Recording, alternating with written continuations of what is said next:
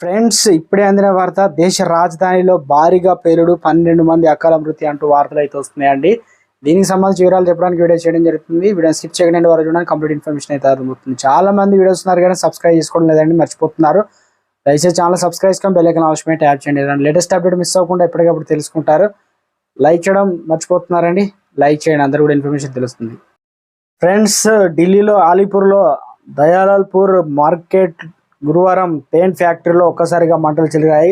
ఈ ఘటనలో 11 మంది సజీవ దహనమయ్యారు. కాగా క్షతగాత్రులు ఆసుపత్రికి చేర్చగా నలుగురు ఒక పోలీస్ సిబ్బంది కూడా ఉన్నారు. ఈ ప్రమాదం రెస్క్యూలో ఆపరేషన్ సమయంలో అతడు గాయపడ్డారు. ఢిల్లీ ఫైర్ సర్వీస్ DF నుండి ఒక అధికారి మాట్లాడుతూ ఫ్యాక్టరీలో అగ్ని ప్రమాదం గురించి సాయంత్రం 5:30 కనగా సమయానికి కాలు వచ్చిందని, 22 ఫైర్ ఇంజిన్లను సేవల్లో ఉంచామని తెలిపారు. భారీ అగ్ని ప్రమాదంలో ఒక్కసారిగా పెద్ద పేలుడు సంభవించింది. దీంతో సమీపంలో ఉన్న కొన్ని ఇల్లు, దుకాణాలు కూడా అగ్నికి ఆగుతాయి. 22 ఫైర్ ఇంజన్లు వినియోగించగా రాత్రి 9 గంటల సమయానికి మంటలు అదుపులోకి తెచ్చామని, ఫ్యాక్టరీ ఆవరణలో 11 మంది కాలిపోయిన మృతదేహాలు వెలికి తీసినట్లు వెల్లడించారు. దీనికి సంబంధించి ఎక్స్ ఖాతాలో ఒక పోస్ట్ కూడా పెట్టారన్నమాట. ఢిల్లీలోని అలీపూర్ ప్రాంతంలో పెయింట్ ఫ్యాక్టరీలో అగ్ని ప్రమాదం 11 మంది కార్మికులు మరణించారు.